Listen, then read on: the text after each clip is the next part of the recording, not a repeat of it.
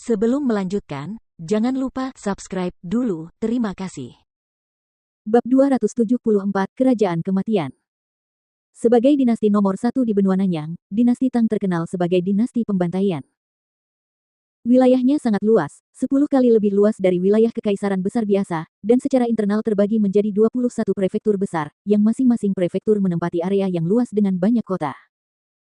Jian Wushuang bergegas menyusuri wilayah utara, dan 10 hari kemudian, ia berhasil mencapai wilayah dinasti Tang. Kota pertama yang dilihatnya adalah kota Hati Iblis di prefektur Skywave. Kota ini hanyalah salah satu kota biasa di antara ribuan kota di dinasti Tang. Meskipun demikian, kota itu masih penuh kekacauan dan bahaya. Di antara banyak geng di kota Hati Iblis, geng pencari darah dan geng serigala kelaparan adalah yang terkuat. Kedua geng yang seimbang ini telah bertarung satu sama lain sepanjang waktu di kota, yang menyebabkan perkelahian hebat setiap 2 atau 3 hari. Dengan pedang panjang di punggungnya, Jian Wushuang yang tampak muda namun dingin, melangkah ke kota Hati Iblis dengan pakaian hitam. Ada beberapa orang di jalan. Bangunan-bangunan di sekitarnya sebagian besar hancur karena pertempuran sengit sementara tanahnya penuh dengan lubang. Namun, di rumah-rumah bobrok itu berkumpul beberapa prajurit yang riuh dalam kelompok 2 atau 3. Kekuatan para prajurit itu sangat berbeda. Yang lemah berada di level Gold Core sementara yang kuat berada di level Yin Void. Kesamaan mereka adalah mereka semua menunjukkan hasrat kuat untuk membunuh. Dinasti Tang merupakan surganya para pembunuh namun nerakanya para penyayang. Semua orang di sini bersikap tegas dalam membunuh karena mereka semua adalah ahli sejati yang berjuang dari nol. Saat Jian Wushuang muncul, seluruh jalan tiba-tiba menjadi sunyi. Para prajurit di gedung sekitar berhenti berbicara, mengarahkan pandangan dingin mereka ke arah Jian Wushuang. Pria yang masih sangat muda, dia tampak tidak lebih dari 20 tahun. Berani sekali dia datang ke sini di usia yang masih muda. Umumnya, hanya ada 3 jenis orang yang ingin menjelajah di dinasti Tang. Jenis pertama adalah orang-orang yang diinginkan oleh kekuatan besar. Mereka datang dalam keadaan putus asa dan ingin mencari kelangsungan hidup mereka di sini. Jenis kedua adalah para jenius dari sekte besar. Mereka dikaruniai bakat luar biasa dan sengaja datang ke sini untuk mencari pengalaman. Jenis terakhir adalah orang-orang gila perang yang memiliki hasrat membara untuk membunuh dan menjadi semakin kuat dalam pembunuhan. Saya bertanya-tanya orang macam apakah pemuda ini. Apapun itu, pasti ada cerita di baliknya. Pria seperti dia selalu sangat berharga. Para prajurit di sekitarnya menatap Jian Wushuang, dan beberapa dari mereka bahkan menjulurkan lidah, menjilati bibir mereka. Ada banyak ahli di dinasti Tang, tetapi mereka umumnya lebih tua.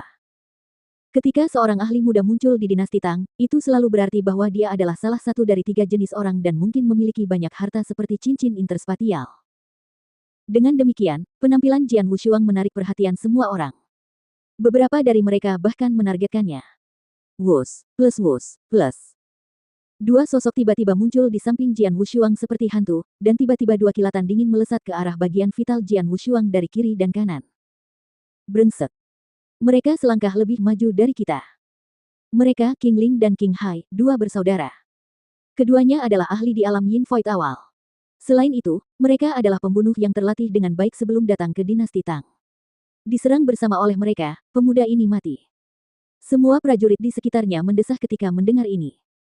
Jian Wushuang berhenti berjalan ketika dia melihat 2 angin kencang datang ke arahnya, tetapi dia masih tampak tenang. Dalam sekejap mata, dia menghunus pedang pembunuh 3 di punggungnya, memperlihatkan cahaya pedang yang dingin. PSSS-H plus PSSS-H plus. Ketika suara pedang menusuk daging terdengar 2 kali, Jian Wushuang telah memasukkan kembali pedang pembunuh 3 miliknya ke dalam sarungnya. Dia terus maju sementara King Ling dan King Hai tetap diam di void. Namun tak lama kemudian, kedua bersaudara itu jatuh ke tanah. Jalanan menjadi sunyi sesaat. Sampai Jian Wushuang pergi, tiba-tiba terdengar suara gemuruh. King Ling dan King Hai terbunuh. Adakah yang melihat bagaimana dia menikam saudara-saudaranya? Tidak, aku bahkan tidak melihatnya menghunus pedangnya. Para prajurit semuanya tercengang.